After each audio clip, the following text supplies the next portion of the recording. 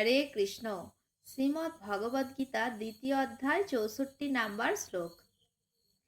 রাগদ্বেষ বিমুক্তৈ তু বিষয়ান ইন্দ্রিয়ৈ চরণ আত্মবৈষ বিধেয়াত্মা প্রসাদম অধিগচ্ছতি। অনুবাদ: সংযত চিত্ত মানুষ প্রিয় বস্তুতে স্বাভাবিক আসক্তি এবং অপ্রিয় বস্তুতে স্বাভাবিক বিদ্বেষ থেকে মুক্ত হয়ে তাঁর বশীভূত ইন্দ্রিয়ের দ্বারা ভগবত ভক্তির অনুশীলন করার মাধ্যমে ভগবানের কৃপা লাভ করেন। এখন শ্রীল প্রভুপাদের তাৎপর্য শ্রবণ করব।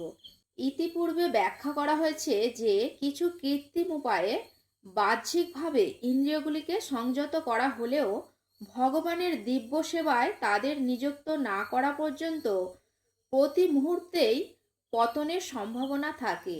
যদিও ভগবানের ভক্তকে আপাতদৃষ্টিতে ইন্দ্রিয়পরায়ণ বলে মনে হতে পারে, কিন্তু ভগবানের প্রতি নির্মল ভক্তি লাভ করার ফলে ইন্দ্রিয়পরায়ণ কার্যকলাপের প্রতি তার কোনো আসক্তি থাকে না।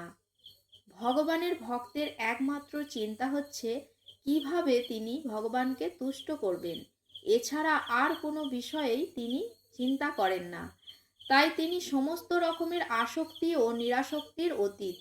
শ্রীকৃষ্ণ চাইলে ভক্ত অনভিপ্রেত অনেক কিছু করতে পারেন, আর শ্রীকৃষ্ণ না চাইলে তিনি তার নিজের প্রতি সুলভ বাঞ্ছনীয় কর্ম পরিত্যাগ করেন। তাই কৃষ্ণভক্ত কেবল ভগবানের নির্দেশ অনুসারে তাঁর কর্তব্য কর্ম সম্পাদন করেন বলে তার নিজের কার্যকলাপ নিয়ন্ত্রণ করতে পারেন। এই ধরনের শুদ্ধ চেতনা লাভ করা যায় ভগবানের অহেতুকী কৃপার প্রভাবে, যা ভগবত ভক্ত ইন্দ্রিয় পরায়ণ কার্যকলাপে যুক্ত থাকা সত্ত্বেও লাভ করতে পারেন। হরে কৃষ্ণ। শ্রীল প্রভুপাদ কি জয়।